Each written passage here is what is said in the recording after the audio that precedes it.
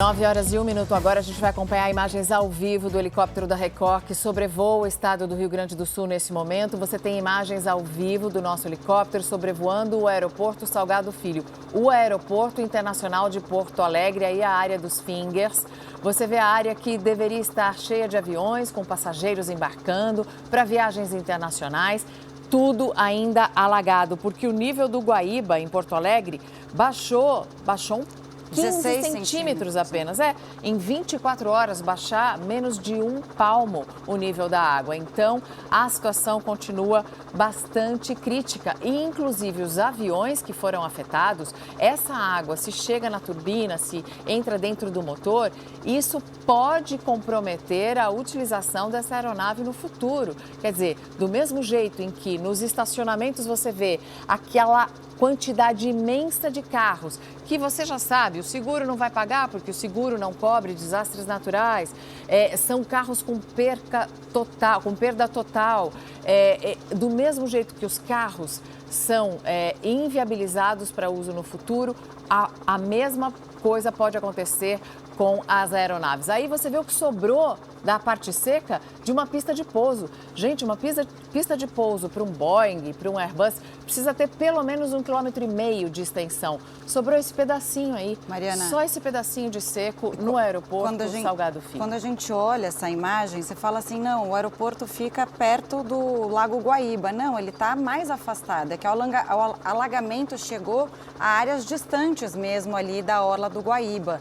Aí a gente vê, como a Mariana está descrevendo, a ponta da pista e aquele avião estacionado, provavelmente esperava para entrar em operação antes dessa água invadir o aeroporto Salgado Filho, que é o principal aeroporto do Rio Grande do Sul, e agora fica com a operação suspensa por tempo indeterminado. Essa imagem eu acho impressionante desses aviões. Quer dizer, imagina o prejuízo também, né, das empresas aéreas, claro, além dos prejuízos para a população. Aliás, prejuízos que a gente só vai ter noção e vai poder ser contabilizado quando a água baixar. Esse cálculo ainda está muito distante da gente conseguir fazer por completo, porque é uma região que tem todo tipo de perda. Tem perda na parte de infraestrutura, na parte de tecnologia, tem perda de veículos. Olha o estacionamento a que eu me referi. Todos esses carros, perda total. Agora, ainda tem a perda, é um estado agrícola muito importante. Vai ter a perda na safra, vai ter a perda das colheitas, tem toda a perda material das pessoas. Mais de 1.400.000 pessoas diretamente afetadas. O país inteiro perde, né? Porque o país inteiro perde. O Sul é o maior produtor de arroz, por exemplo. A gente vai ver esses efeitos ao longo do tempo, porque é o que você falou. A produção de arroz foi perdida, mas não só isso, né? O transporte da produção que foi salva nisso não vai dar para ser feito. A gente vê aí que as estradas estão bloqueadas, é muito difícil se deslocar de uma região para outra. Há efeitos também em carne de frango e também suínos e principalmente o arroz. Agora, o comandante Jajá, que a gente não está conseguindo a comunicação com ele agora por causa da variação no sinal, mas ele quase não consegue subir com o helicóptero da Record, porque hoje a previsão é de mais chuva para essa região e é de chuva acompanhada com ventos fortes, é de chuva acompanhada com granizo e a temperatura também deve cair em Porto Alegre. Então, a previsão do tempo também afeta a condição de sobrevoo. O comandante está indo agora em direção à zona norte da cidade e você vê todo esse trajeto que o nosso helicóptero vem fazendo. Essa avenida inteira que se transformou num rio está tudo coberto pela água, porque o Guaíba, o Lago Guaíba, ele começa a encher, ele tem um nível que é de 3 metros, a cota de inundação é de 3 metros. Então, passou de 3 metros, vai ter inundação. Ele chegou a mais de 5 metros. Quer dizer, é algo impensável, uma tragédia sem precedentes, muito pior ainda do que a de 1941. E agora tá difícil baixar, né? Muito difícil. E as perspectivas não são boas por causa da chegada dessa frente fria, que vai atingir principalmente o extremo sul do país, ali na Lagoa dos Patos. E aí o escoamento dessa água que já existe tem uma pressão ali para o Guaíba, porque essa água não consegue escoar para o mar pela Lagoa dos Patos, que deve também ser atingida, infelizmente, por essa chuva, esse temporal, pelo que está previsto pelos meteorologistas. Olha, a gente está vendo uma pessoa com jet ski, né, por essa avenida alagada, e o nosso helicóptero está indo em direção à Arena do Grêmio. Vamos mostrar para vocês como é que está a Arena do Grêmio. Aí a gente está sobrevoando um bairro que se chama Farrapos.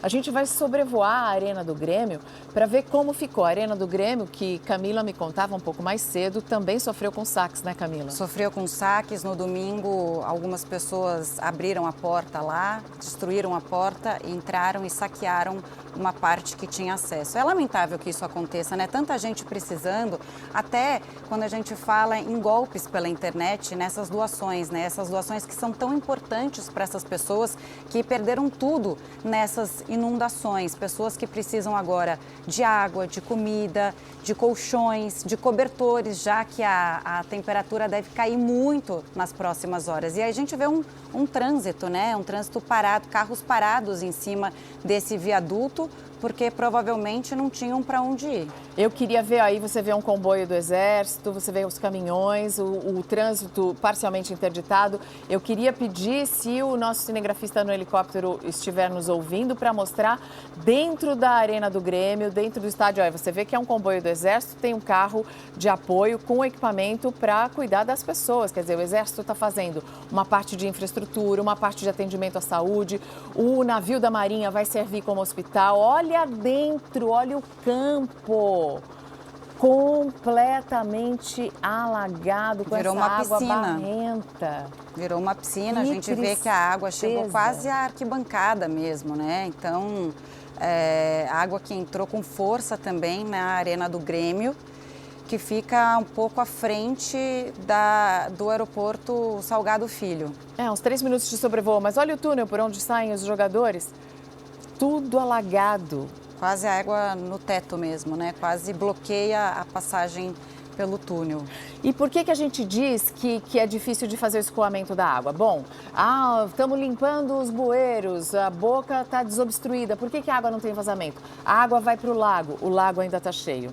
O lago é conectado à Lagoa dos Patos. A Lagoa dos Patos também está com um nível altíssimo.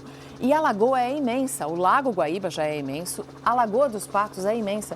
Daqui a pouco a gente mostra para vocês a proporção disso tudo. Mas o escoamento ali na região do Porto do Rio Grande é por um canal muito estreito. Então é hora agora de consultar especialistas para saber o que poderá ser feito para no futuro evitar que essas cenas se repitam. Realmente impressionante, a maior tragédia no sul do país. Com certeza, né? E no Brasil, e ainda uma tragédia que viraliza fora do país. Já virou notícia em agências internacionais importantes e pessoas famosas também que postam, como a Viola Davis, por exemplo, que é uma grande atriz americana, postam a situação e pedem para que as pessoas orem pelos desabrigados e pelos mortos dessa que é a maior tragédia no sul do país. Aí a gente vê um sobrevoo também do helicóptero da Brigada Militar, da Brigada Militar ali, operações aéreas, do Rio Grande do Sul. Você vê ali um agente na porta, né, para ver se encontra alguma situação de risco, algum flagrante, alguém pedindo socorro. Porque os helicópteros que sobrevoam são helicópteros do Exército, da Polícia, são helicópteros que foram mandados também dos Bombeiros e Defesa Civil de outros estados. Eles sobrevoam procurando por vítimas que precisam ser resgatadas. E o nosso helicóptero, quando vê alguma coisa, o nosso comandante passa as informações, latitude e longitude, né, que é usado para fazer a localização em terra, e o resgate vai buscar. Então, ontem a gente mostrou vários cachorrinhos no telhado das casas. Depois que é mostrado na televisão, as equipes vão até o local de barco e conseguem resgatar esses animais. Só ontem foram mais de 40 resgatados. E ontem a gente começou a nos deparar, né, com imagens das pessoas que estavam ilhadas. A gente tem acompanhado essas chuvas no Rio Grande do Sul. Fala Brasil entrou nessa cobertura na terça-feira passada. As primeiras mortes já já eram anunciadas, como a gente disse aqui na abertura do jornal. Essas pessoas estavam ilhadas e ainda há pessoas ilhadas. E é por isso que há esse esforço, tanto do Exército quanto da Brigada Militar ali do Rio Grande do Sul, para encontrar essas pessoas que precisam de ajuda. A água está acabando, comida está acabando. Então, o que as autoridades pedem neste momento? Para que as pessoas saiam das casas, não fiquem com medo de saques, não fiquem tentando guardar ali o que restou nessas enchentes. É bom sair para lugares seguros, até porque essas pessoas ilhadas, elas não têm telefone ali para ligar para a Defesa Civil e pedir socorro ou ligar para ambulâncias. Não é possível fazer isso nesse momento. Então há um esforço muito grande para encontrar pessoas que ainda insistem ou estão ilhadas a ficarem em casa. Do lado direito do vídeo, então, a gente vê imagens do nosso helicóptero que flagra essa operação. Aliás, uma operação muito bem organizada ali, né, do Exército e da Polícia Militar, né, da Brigada Militar do Rio Grande do Sul. Também tem o esforço da Polícia Federal, Polícia Rodoviária Federal. A gente vê uma força-tarefa montada para tentar minimizar os efeitos dessa tragédia. Olha, e, por um outro lado, os resgates também sendo feitos por terra. E uma estação de tratamento de água em Porto Alegre já voltou a funcionar e consegue abastecer, a partir de hoje, pelo menos 37 bairros. Então, aos poucos, esse serviço de infraestrutura vai sendo restabelecido. Mas, enquanto isso, a energia continua desligada. Por quê? Porque há o risco, com esses postes e fios submersos, há um risco de acidentes graves. Não dá para ter energia e água passando no mesmo lugar. Então, não quer dizer que a estrutura da energia elétrica tenha sido comprometida. Ela pode ser religada, mas ela precisa que a água abaixe. Você continua vendo as imagens ao vivo do nosso helicóptero que sobrevoa Porto Alegre e as imagens de baixo mostrando o tamanho desse problema. São mais de 400 cidades afetadas. É praticamente 80% do estado gaúcho. Bom, vamos direto à capital gaúcha, então, com a repórter Liliane Pereira, que tem feito essa cobertura também todos os dias. Ela acompanha os trabalhos de resgate das vítimas da enchente. Liliane, onde você está neste momento e o que você tem acompanhado por aí? Bom dia, Camila, para todos que nos acompanham também. Nós estamos aqui na Orla do Guaíba, na região central de Porto Alegre, para acompanhar os voluntários em mais um resgate que será feito agora. Aqui estão os barcos, as motos aquáticas e os voluntários que estão colocando as embarcações na água. E em seguida, eu e o meu cinegrafista, Henrique Barcelos, um desses barcos para acompanhar o resgate. Vamos até Eldorado do Sul, leva cerca de 40 minutos até lá e aí lá já tem outras embarcações fazendo esses resgates e esse barco aqui vai dar um apoio. Quem vai nos levar é o Jonathan Arruda, comandante dessa embarcação. Jonathan, o que nos espera no caminho? Qual é o percurso? Como é que a gente chega até lá? Bom dia a todos, nós vamos aqui, agora a gente está fazendo uma preparação, né? Nós vamos em direção aqui ao Rio Jacuí, passando pela Ilha da Pintada. Por baixo da ponte ali, depois existe uma fazenda de arroz que está alagada. Ali nós adentramos em direção a Eldorado. Chegando na cidade de Eldorado, a gente tem um ponto ali que a gente montou, onde ficam as balsas do Exército, que tem maior capacidade de transporte de pessoas. Então as embarcações menores fazem o serviço de entrar dentro da cidade de Eldorado, nas ruas, né? Existe muito galho, muito fio de luz, as residências, carros nas ruas, principalmente para embarcações menores ali que enrosca. Então as embarcações maiores elas não conseguem entrar dentro da cidade. Então a gente deixa elas ali na frente, na entrada, a água está bem profunda ali. E a gente entra com as embarcações menores e começa a coletar as pessoas então e trazer para dentro dessas embarcações. Está tão violento, né? Embora a correnteza está muito forte devido à altura do rio, né? Mas ela está bem menos que ontem. Então, creio que a gente vai ter uma navegação aí tranquila, né? Vocês vão observar todo o trajeto. Cerca de 30, 35 minutos a gente deve estar chegando na cidade de Eldorado. Muito obrigada, Jonathan. Nós vamos embarcar então, porque saímos em seguida para participar desse salvamento. E aqui, para a gente encerrar, mostrar para vocês, tem toda uma mobilização de muitos voluntários.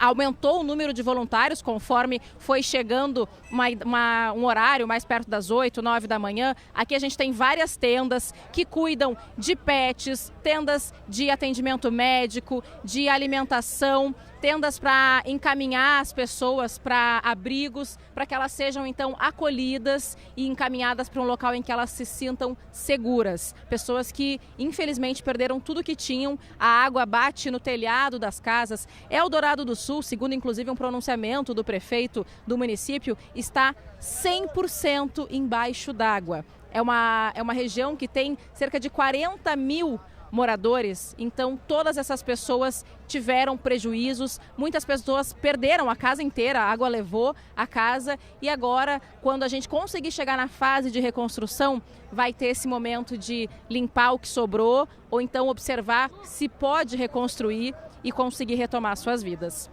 Camila, Mariana.